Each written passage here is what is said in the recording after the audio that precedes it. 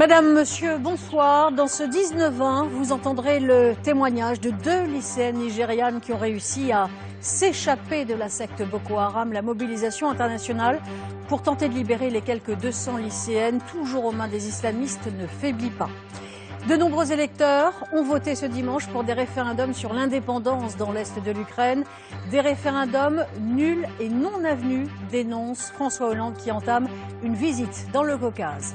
En France, des cambrioleurs ont dérobé les bijoux d'une défunte en s'introduisant à 2 reprises dans un funérarium. La famille se dit profondément choquée. Un artisan boulanger de Moselle a remporté le premier prix du concours Lépine. Il a mis au point un distributeur de baguettes qui fonctionne 24 heures sur 24, 7 jours sur 7. Une invention sûrement promise à un bel avenir. Et à l'approche du 70e anniversaire du débarquement à Sainte-Mère-Église, nous découvrirons le travail étonnant de passionnés qui ont reconstitué un hôpital de campagne américain. Reconstitution ultra réaliste, vous verrez cela. Enfin, nous reviendrons évidemment sur l'inattendu triomphe de Conchita Wurst.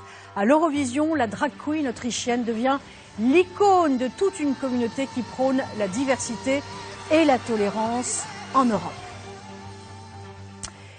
C'est la première fois que l'on entend les témoignages de lycéennes enlevées au Nigeria il y a un mois par le groupe islamiste Boko Haram. 2 jeunes filles racontent comment elles ont réussi à s'enfuir, à échapper à l'avenir sordide qui leur a été réservé. Manon Bogo. Des femmes inconsolables, tiraillées par la douleur. Devant l'école où leurs filles ont été capturées, elles se réunissent pour partager leur peine. Elles sont sans nouvelles de leurs enfants depuis 3 semaines. Parmi elles ce jour-là, des lycéennes rescapées venues raconter comment, le 14 avril dernier, elles ont échappé aux terroristes au péril de leur vie. Ils nous ont emmenés à l'extérieur et ont brûlé l'école. Puis on est monté dans une voiture. Dans la forêt, je me suis dit, certaines sautent du camion, je devrais sauter aussi, même s'ils doivent me tuer. J'ai sauté avec une fille et on a couru. D'autres attendent un peu plus avant de s'enfuir. Mais une fois arrivées au camp, elles rusent et ça marche. Ils ont choisi des filles parmi nous pour aller chercher de l'eau et cuisiner. Je me suis penchée comme si j'allais manger, mais mon instinct m'a dit de courir. Et avec une autre fille, on a déguerpi. Des experts français spécialisés dans le renseignement sont arrivés hier au Nigeria pour aider les autorités du pays à retrouver les lycéennes captives. En attendant, artistes du monde entier et politiques comme Michelle Obama se mobilisent et les manifestations de soutien se multiplient comme ici à New York. En tant que mère, mon cœur saigne. Nous voulons que ces filles reviennent le plus vite possible. Nigeria, réveille-toi.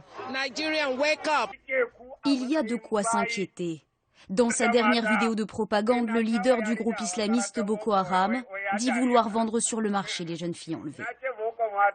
Boko Haram, le nom en dit long. Traduction littérale, l'éducation occidentale est un péché. Le groupe qui prône la charia est réputé pour ses attaques spectaculaires et sanglantes. Depuis le début de l'année, Boko Haram aurait causé la mort de 1500 personnes.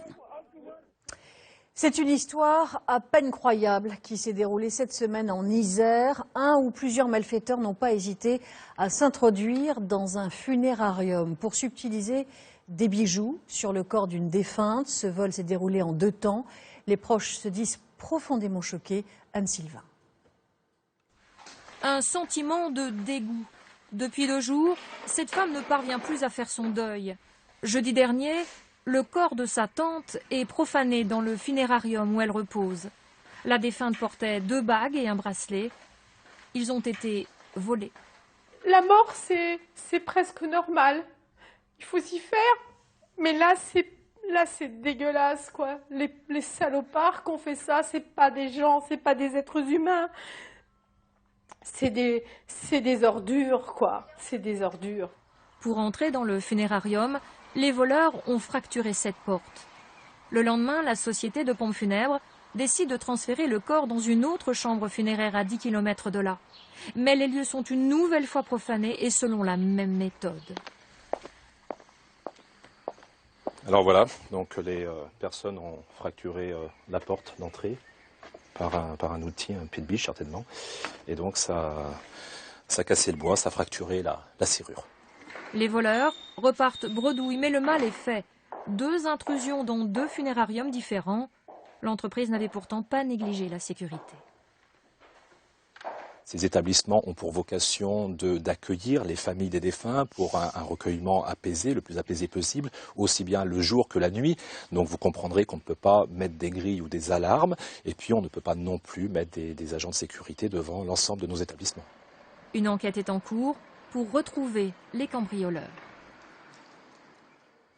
À Toulouse, la nuit dernière, une rixe mortelle a éclaté en plein centre-ville dans un bar-restaurant où un anniversaire était célébré. 3 personnes ont été blessées à coups de couteau, dont un jeune homme de 21 ans qui a succombé à ses blessures. 3 suspects sont en garde à vue.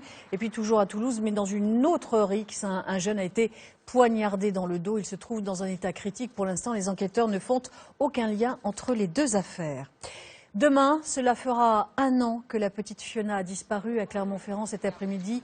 Une centaine de personnes ont participé à cette marche blanche à la mémoire de cet enfant de 5 ans dont la mère et le compagnon ont fini par avouer la mort. Le couple affirme avoir enterré le corps en lisière de forêt. Mardi, 2 nouvelles fouilles doivent être organisées. Ce référendum est jugé illégal par Kiev et par l'Occident. Pour autant, il a bien eu lieu aujourd'hui dans l'est de l'Ukraine, plus précisément dans les régions de Donetsk et de Lugansk. Plus de 3 millions d'électeurs ont été appelés à se prononcer sur l'indépendance. Ils se sont massivement déplacés. Thomas Guéry. Des habitants en colère face à un maire embarrassé. À Spartak, l'urne officielle n'est pas arrivée, impossible de voter. 3 heures plus tard, les organisateurs ramènent enfin une boîte en carton recouverte d'enveloppes. T'appelles ça une urne? Oui, t'inquiète pas, il y a tous les tampons officiels. Ainsi en va-t-il du référendum dans la province de Donetsk, fait parfois de bricolage et d'improvisation. À Slaviansk, fief des insurgés pro-russes, les urnes sont même amenées jusqu'aux rebelles qui tiennent les barricades. Nous voulons une république du Donbass. Je ne peux pas parler pour tout le monde, mais en ce qui me concerne, je veux que nous fassions partie de la Russie. Si l'issue du scrutin ne fait aucun doute, difficile d'estimer quelle sera la participation. À Mariupol, théâtre de violents affrontements entre l'armée ukrainienne et les séparatistes vendredi, l'attente était longue. Seuls 8 bureaux de vote avaient ouvert pour une population de 500 000 habitants. Je n'ai jamais vu un vote si populaire, dans notre ville au moins, et j'y habite depuis toujours. Dans la capitale de la province, à Donetsk, les séparatistes avançaient un taux de participation de 30% à la mi-journée. Je sais que beaucoup de personnes étaient anti-russes au départ. Mais après ce qui s'est passé en Ukraine, avec les meurtres, avec ce qui s'est passé à Odessa, beaucoup sont devenus pro-Russie. À Kiev, le référendum est qualifié de farce criminelle par les autorités. Et sur la place Maïdan, les noms de Donetsk ou Mariupol sont toujours inscrits symboliquement sur une tente, surmontée du drapeau ukrainien. Notre envoyé spécial, Luc Lagabouché, est en direct avec nous de Donetsk. Bonsoir. Luc, le vote est toujours en cours. On attend les premiers résultats dans la nuit, des résultats qui ne font aucun doute. Mais que vaut vraiment ce scrutin ? Alors, c'est vrai que le résultat va être sans surprise et les réactions vont également être sans surprise, puisque Kiev, vous l'avez entendu dans le reportage, considère depuis le début que ce référendum est illégitime et ne va lui accorder aucune valeur. Il en est de même pour les Occidentaux qui, à l'instar de François Hollande, ont déjà dit qu'il était nul et non avenu. Mais il y a une vraie interrogation. Quel va être le regard que va porter Vladimir Poutine sur ce scrutin?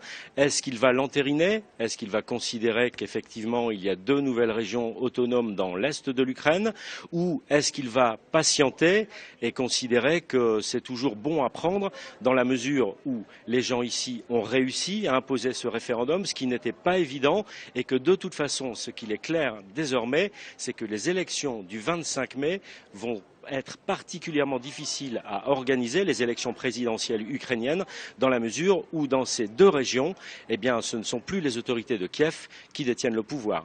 Merci beaucoup Luc d'avoir été en direct avec nous. Hasard du calendrier, François Hollande entame une tournée de 3 jours dans les pays du Caucase du Sud, 3 ex-républiques soviétiques, l'Azerbaïdjan, l'Arménie, la Géorgie. L'occasion pour le président français de dénoncer une fois encore ce référendum d'aujourd'hui. Nous l'écoutons. La seule élection qui vaudra, c'est celle du 25 mai. C'est l'élection qui va permettre de désigner le futur président de l'Ukraine, de toute l'Ukraine. Et c'est avec ce président-là, le seul légitime, qu'il sera possible d'avoir une consultation ensuite avec l'ensemble des parties prenantes pour permettre éventuellement une révision de la Constitution en Ukraine, le traitement des minorités, la décentralisation. Mais il n'y a qu'une élection en Ukraine, c'est celle du 25 mai. Le reste n'est qu'un faux semblant. Ce sondage qui confirme une nouvelle chute de popularité pour François Hollande, 18% de satisfaits. Et puis un peu plus d'un mois après sa nomination à Matignon, Manuel Valls perd 4 points, vous le voyez dans ce baromètre OpinionWay. Cette semaine, François Hollande a demandé au gouvernement de Manuel Valls d'accélérer la réforme territoriale qui devrait permettre de faire d'importantes économies. Le calendrier se précise et l'opinion se montre plutôt favorable à la suppression des départements. Sandrine Aram. Des hémicycles désertés, la fin des conseils généraux, c'est pour bientôt. Pour 2016, assure le chef de l'État. Une réforme territoriale approuvée par 55% des Français. L'opinion publique semble prête à faire disparaître cette institution. Historiquement, les départements, c'est quand même ancré dans notre culture, donc je trouve ça quand même dommage. Après, si ça peut permettre de simplifier tout ce qui est administration, tout ça, bon, pourquoi pas. On a 30 ans de retard là-dessus. Des millions d'euros à gagner. Des millions, des milliards même. Fort du soutien de l'opinion publique, François Hollande veut aller vite, mais la suppression des conseils généraux implique la révision de la Constitution et sur ce point, les voix de gauche et de droite seront nécessaires. Supprimer les conseils généraux, alors on dit les départements sont les conseils généraux, et les fusionner avec les conseils régionaux, oui. Diminuer le nombre de régions, oui.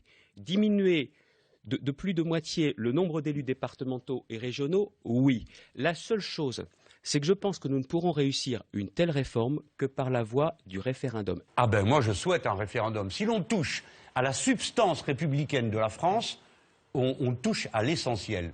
Un référendum pour l'instant exclu par l'exécutif.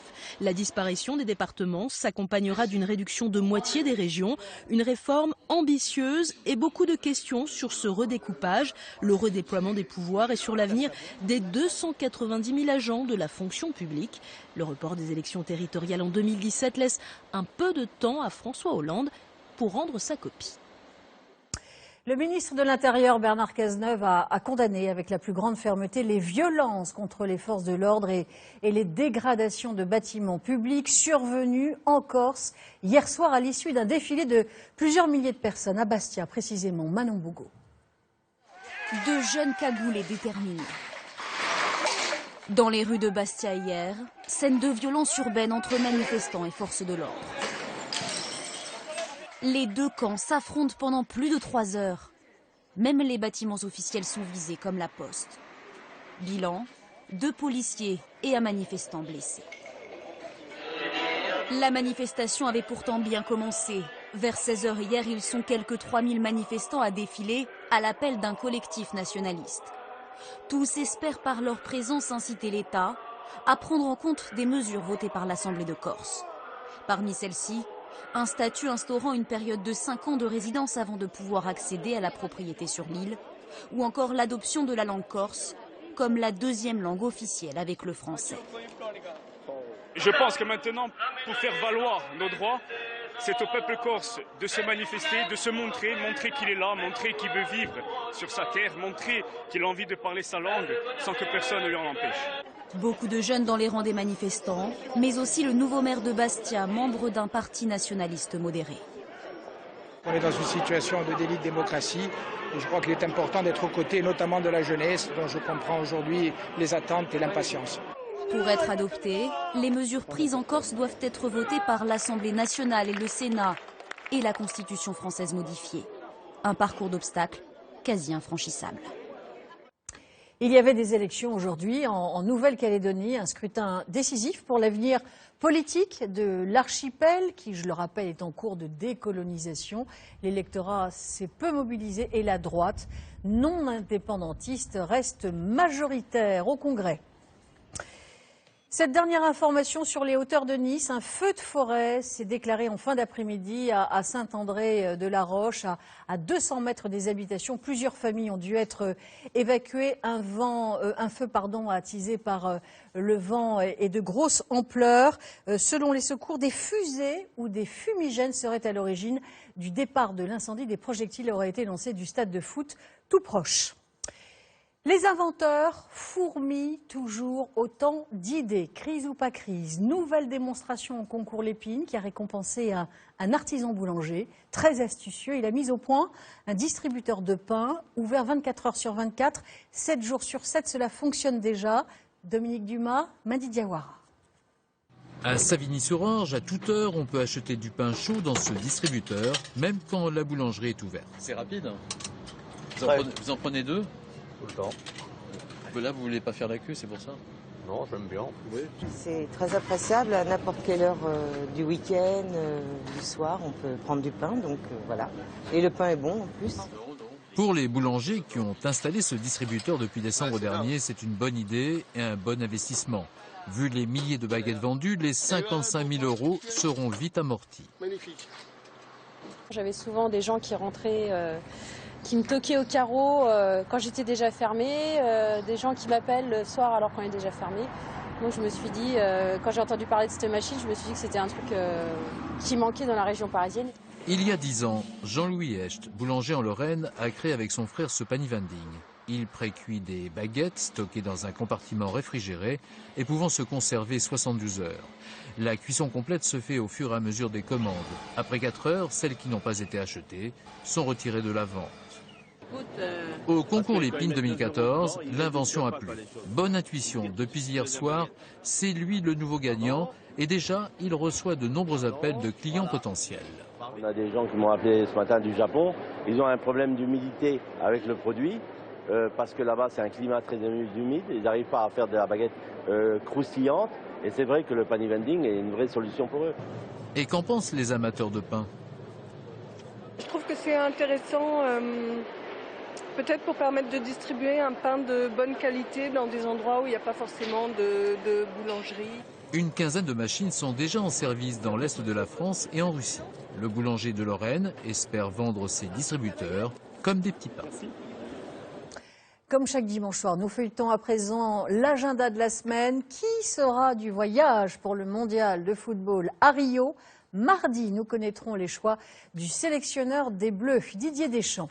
Le lendemain, l'ouverture du 67e Festival de Cannes sous la présidence de la cinéaste Jane Campion, Palme d'Or pour son film La leçon de piano. C'était il y a déjà 21 ans. Enfin, le retour de la Nuit des musées, samedi prochain, dans toute la France. Un immense succès populaire à chaque fois. Le 6 juin 1944, le 70e anniversaire du débarquement sera commémoré, un événement que nous vous ferons vivre sur notre antenne, marqué par de très très nombreuses festivités. Je vous le lisais dans les titres, un hôpital de campagne américain a été reconstitué par une équipe de passionnés. Ils iront à Sainte-Mère-Église. Le résultat, vous allez le voir, est saisissant. Les blessures que vous allez voir résultent d'un long travail de maquillage, Bruno Van Wassenhoff et Antoine Billet. Nous sommes en juin 1944, peu après le débarquement. Les troupes américaines essuient de lourdes pertes sur le sol français. Ce soldat est gravement blessé. On va le soigner dans un hôpital de campagne. Il n'y a pas une minute à perdre.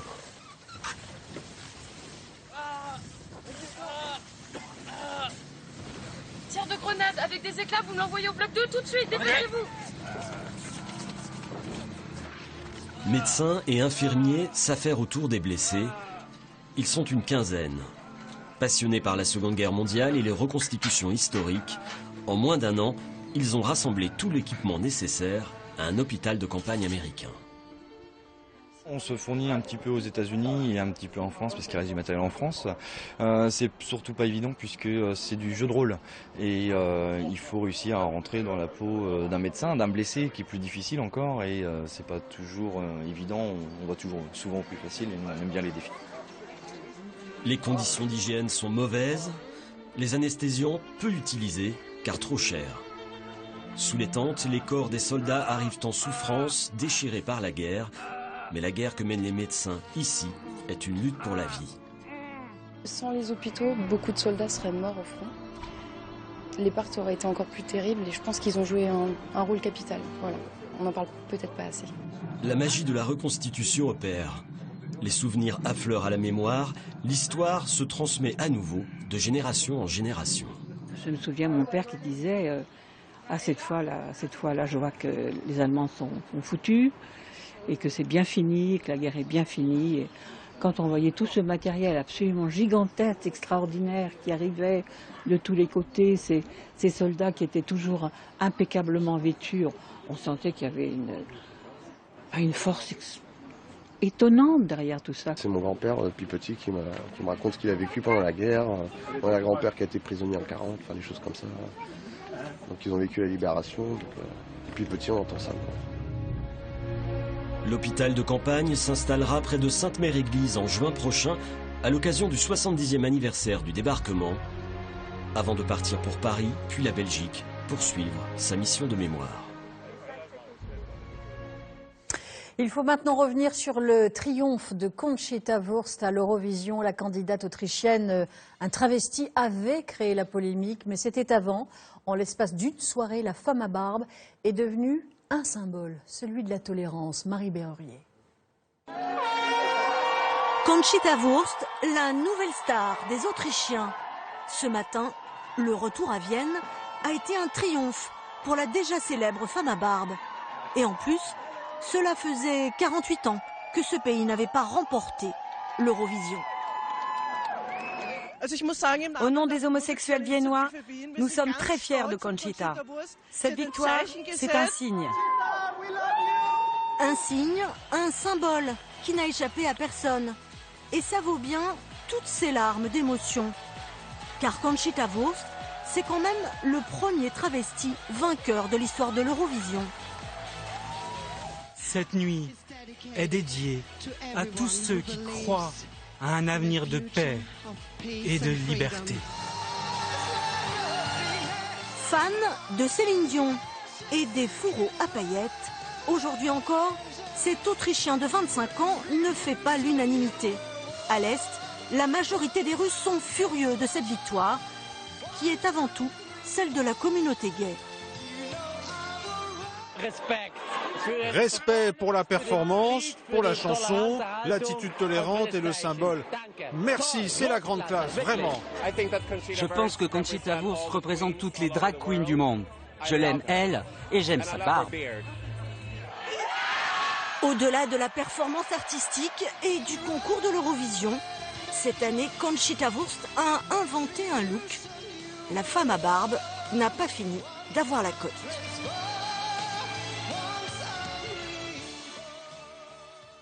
Nous quittons Copenhague pour l'Opéra de Paris où le nouveau directeur de la danse, Benjamin Millepied, 36 ans, présente un ballet très ambitieux, une création très attendue. Dominique Poncet, Mathieu Auville.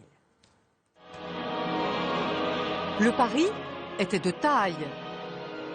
Comment chorégraphier pour un public d'aujourd'hui une œuvre composée en 1912 par Maurice Ravel et qui, en plus, raconte une histoire d'amour écrite en Grèce au IIe siècle après Jésus-Christ.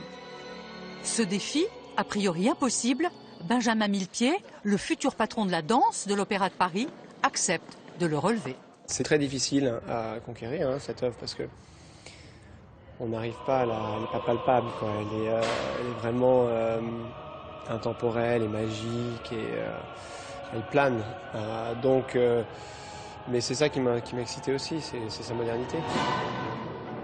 La modernité, c'est essentiellement Daniel Buren qui va s'en charger.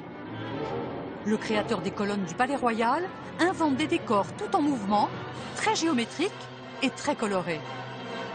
À l'intérieur, Benjamin Millepied va sculpter sa danse à sa manière, sur le corps de chaque interprète. Benjamin n'est pas que chorégraphe, il est danseur aussi et ça c'est très agréable aussi pour nous parce qu'il n'y a pas de filtre. Là il est au contact, il est avec nous, il est en studio, il danse, il nous montre les mouvements et tout ça avec beaucoup de gentillesse et d'humilité. C'est un chorégraphe qui est très tonique, qui pousse les danseurs au maximum de ce qu'ils peuvent faire. Et bon, c'est pas évident forcément au début parce que ça repousse, je viens de dire, les limites. Mais en même temps, c'est vrai qu'on découvre aussi des choses en nous qu'on ne soupçonnait pas. Les répétitions ont duré 6 semaines de travail intensif. Mais le résultat est cette chorégraphie à la fois très sensuelle et très énergique. Ce Daphnis et Chloé est somptueux. Benjamin Millepied n'entre pas sur la pointe des pieds à l'Opéra de Paris. Merci à vous. Le soir 3, 23h50. Découvrez l'info minute par minute sur l'application et le site France TV Info.